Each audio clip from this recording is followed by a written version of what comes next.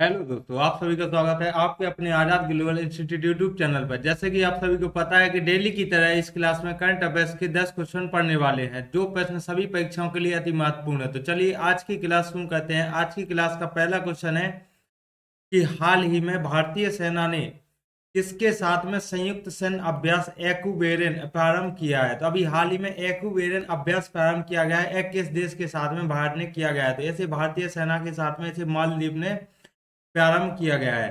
तो एक्यूबेरिन अभ्यास के बारे में देखते हैं। तो यह एक्यूबेरिन अभ्यास इंडिया और मालदीव के होने वाला एक अभ्यास है तथा इसका अभी हाल ही में प्रारंभ किया गया है। जो इसका क्रम कौन सा है? तो 13वां क्रम है। और एक्यूबेरिन अभ्यास को इस बार का होस्ट कौन है? तो यह मालदीव इसका होस्ट है।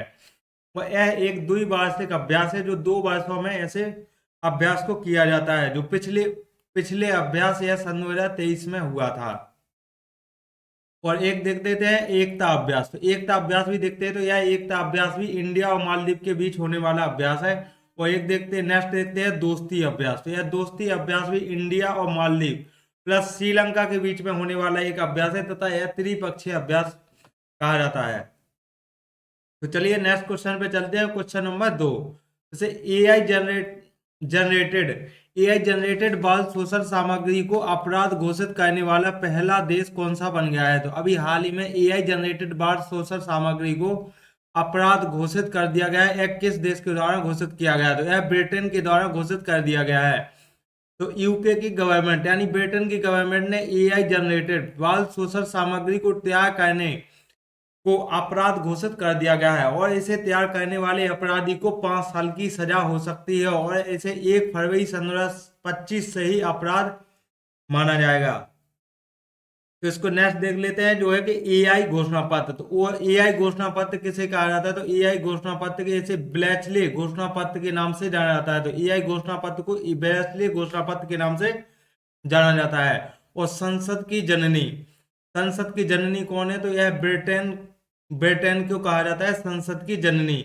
और इसे ब्रिटेन के पीएम कौन है? तो कीयर स्टारमर वर्तमान में ब्रिटेन के पीएम यानी प्रधानमंत्री कीयर स्टारमर है।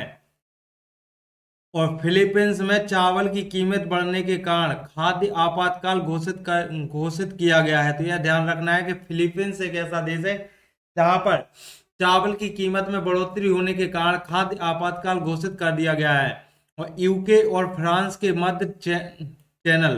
तो यूके और फ्रांस के बीच में कौन सा चैनल है? तो यह इंग्लिश चैनल है। और इंग्लिश चैनल को पार करने वाली पहले भारतीय कौन है? तो यह मिहिर सेन ने 1958 में यह पहले भारतीय बन गए थे जिन्होंने इंग्लिश चैनल को पार किया था।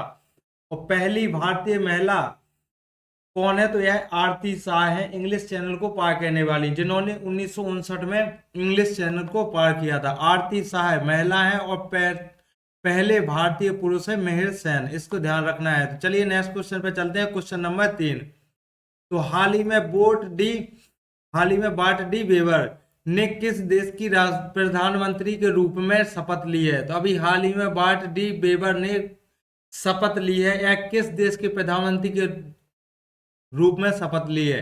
तो इन्होंने अभी हाल ही में बेल्जियम देश के प्रधानमंत्री के रूप में शपथ ली है। तो बार्ट डी वेबर के बारे में देख लेते हैं। तो बार्ट डी वेबर यह नए प्रधानमंत्री के रूप में बेल्जियम के शपथ ली है। बेल्जियम के बारे में देखते हैं। तो बेल्जियम की राजधानी ब्रुसेल्स है। और ब्रुसेल्स में किस किस संगठन के हेडक्वार्टर हैं? तो वह देखते हैं, जो कि है नाटो। तो नाटो का हेडक्वार्टर कहाँ पर है? ब्रुसेल्स में ही है। और यूरोपियन यूनियन का हेडक्वार्टर भी ब्रुसेल्स में है। तो इसको ध्यान रखना है। और एंटबर्ग एंटबर्ग एक ब्रुसेल्स का ही शहर, एक बेल्जियम का ही एक शहर है, जिसे एक ऐसा स्थान है जो हीरे को तराशने के नाम से प्रसिद्ध है, जो एंटबर्ग। तो चलिए नेक्स्ट क्वेश्चन पे चलते हैं। क्वेश्चन नंबर 4, तो भारत का पहला एआई विश्वविद्यालय कहाँ बनाया जाएगा? तो भारत का पहला एआई विश्वविद्यालय बनाया जाएगा, तो वह कहाँ पर बनाया जाएगा? तो यह महाराष्ट्र राज्य में बनाया जाएगा। तो जैसे एआई यूनिवर्सिटी, तो इसका फर्स्ट इंडिया, तो यह इंडिया का पहला एआई विश्वविद्यालय बनाया जाएगा जिसकी नींव महाराष्ट्र में रखी जाएगी। वैसे एआई के लिए फंड, तो सरकार के द्वारा इस साल बजट में कितना फंड आवंटन किया गया है? तो यह बजट से 500 करोड़ रुपए एआई एआई फंड के रूप में निकाला गया है। और ओरवाइकल, तो ओरवाइकल गांव के बारे में देख लेते हैं। तो उसे ओरवाइकल गांव के बारे में देखते हैं, जो आंध्र प्रदेश का एक गांव है, जिसे भारत की पहली सबसे बड़ी ड्रोन सिटी बनाई जाएगी। तो ओरवाइकल गांव को भारत की पहली सबसे बड़ी ड्रोन सिटी बनाई जाएगी, इसको ध्यान रखना है। तो चलिए नेक्स्ट क्वेश्चन पे चलते हैं, क्वेश्चन नंबर 5। देश का पहला सफेद बाघ प्रजनन केंद्र कहाँ प्रारंभ होगा? तो अभी हाल ही में देश का पहला सफेद बाघ प्रजनन केंद्र प्रारंभ किया जा रहा है। यह कहाँ पर होगा तो यह रीवा जिले में, मध्य प्रदेश के रीवा जिले में इसका प्रारंभ किया जाएगा। और यह देश का पहला सफेद बाघ प्रजनन केंद्र है, जिसे रीवा जिले में मध्य प्रदेश में किया जाएगा। और सन 2016 में विश्व की पहली सफेद बाघ सफारी कहां पर प्रारंभ की गई थी? यह सतना, यानी सतना जिले में मध्य प्रदेश में प्रारंभ किया गया था। वैसे मोहन के बारे में देखते हो तो मोहन क्या है? तो मोहन एक अंतिम और जंगली सफेद बाघ है। मोहन क्या है? एक अंतिम जंगली सफेद बाघ है, जिसकी खोज राजा मार्तंड देव ने 1951 में की थी। और इन मोहन की खोज कहां पर की गई थी? तो इसे गोविंदगढ़ जंगल में किया गया था। गोविंदगढ़ जंगल में इसकी खोज की गई थी, जो मध्य प्रदेश के गोविंदगढ़ जंगल में। तो राजा मार्तंड देव के द्वारा 1951 में जंगली सफेद बाघ की खोज की गई थी। तो चलिए नेक्स्ट क्वेश्चन पे चलते हैं, क्वेश्चन नंबर 6। तो हाल ही में केंद्रीय वित्त मंत्री निर्मला सीतारमण ने मखाना बोर्ड कहां पर प्रारंभ करने की घोषणा की है? तो अभी हाल ही में निर्मला सीतारमण के द्वारा मखाना बोर्ड प्रारंभ करने की घोषणा की गई है। तो यह किस राज्य में की गई? तो इसका आंसर हो जाएगा बिहार।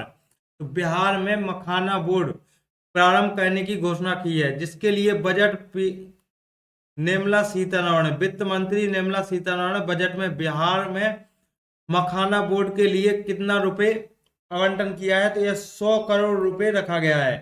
तो इसे मखाना उत्पादन, तो मखाना उत्पादन में बिहार पहले नंबर पे है। तो मखाना उत्पादन में बिहार का कौन सा स्थान है? तो पहला स्थान है।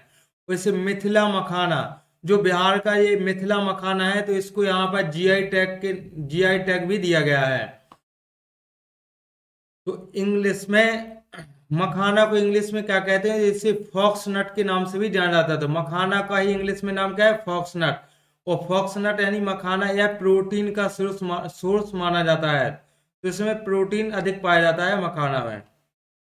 तो चलिए नेक्स्ट क्वेश्चन पे चलते हैं, क्वेश्चन नंबर 7। हाल ही में सेवानिवृत्त न्यायाधीश रंजना देसाई की अध्यक्षता में समान नागरिक संहिता मसौदे के लिए पैनल किसने नियुक्त किया है?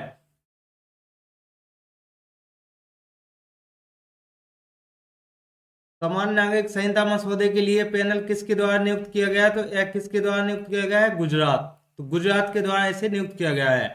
27 जनवरी सन 2025 की तारीख, 27 जनवरी सन 2025 के दिन उत्तराखंड के द्वारा पहला राज्य बन गया है उत्तराखंड ऐसा, जिसने यूसीसी बिल लागू किया था।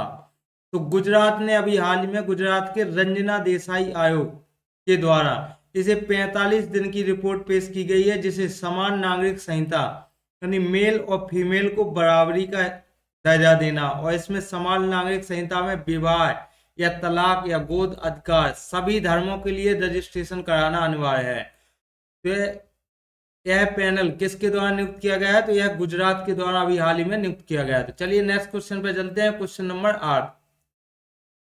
हाल ही में व्हाट्सएप गवर्नेंस पहल मन मित्र किसने प्रारंभ की है? तो यह मन मित्र पहल प्रारंभ की गई है, तो यह आंध्र प्रदेश राज्य के द्वारा प्रारंभ किया गया है। तो मन मित्र पहल, इसे व्हाट्सएप के द्वारा शासन करना, यानी गवर्नेंस फैलाना। इसे 36 विभागों के द्वारा जब 36 विभागों के द्वारा इसे लॉन्च किया गया है, जिसमें 161 सेवाएं प्रदान की जाएंगी। तो इसे व्हाट्सएप नंबर भी एक लॉन्च किया गया है सरकार के द्वारा, जो आंध्र प्रदेश सरकार के द्वारा व्हाट्सएप नंबर भी यह लॉन्च किया गया है। तो इसमें योजनाओं के बारे में पता लगाने के लिए तथा किसी भी योजना में तथा इसे सरकार के साथ चैट करने तथा इसके चैट बॉक्स में इंग्लिश लैंग्वेज और तेलुगु लैंग्वेज का ही यूज कर सकते हैं। तो इसे 2 लैंग्वेज में प्रारंभ किया गया है। चलिए नेक्स्ट क्वेश्चन पे चलते हैं, क्वेश्चन नंबर 9। तो हाल ही में इलेक्ट्रॉनिक्स और सूचना प्रौद्योगिकी मंत्रालय ने किसके सहयोग से एग्री हब लॉन्च किया गया है? तो अभी हाल ही में एग्री हब किसके सहयोग से लॉन्च किया गया है? तो यह इंदौर, आईआईटी इंदौर के हब सहयोग से इसे लॉन्च किया गया है। तो एग्री हब के बारे में देखते हैं, तो इसे लॉन्च किया गया माइटी मंत्रालय के द्वारा, इसे लॉन्च किया गया, जो ministerial of electronic and information technology. और इसकी हेल्प करने वाला कौन सा है, तो आईआईटी इंदौर के द्वारा हेल्प से इसे लॉन्च किया गया है। तो इसका उद्देश्य क्या है एग्री हब का, तो एग्री हब का उद्देश्य कृषि उत्पादकता में बढ़ोतरी करना और इसे सूखा बाढ़ समस्याओं से समाधान के लिए तथा इसके रिसर्च के लिए इसे प्रारंभ किया गया है, एग्री हब को लॉन्च किया गया है। तो चलिए नेक्स्ट क्वेश्चन पे चलते हैं, क्वेश्चन नंबर 10। हाल ही में दिवंगत होस्ट कोहलर जो पूर्व राष्ट्रपति और आईएमएफ प्रमुख रहे थे का संबंध किससे है, तो यह संबंध इनका किससे है, तो जर्मनी देश से इनका संबंध है।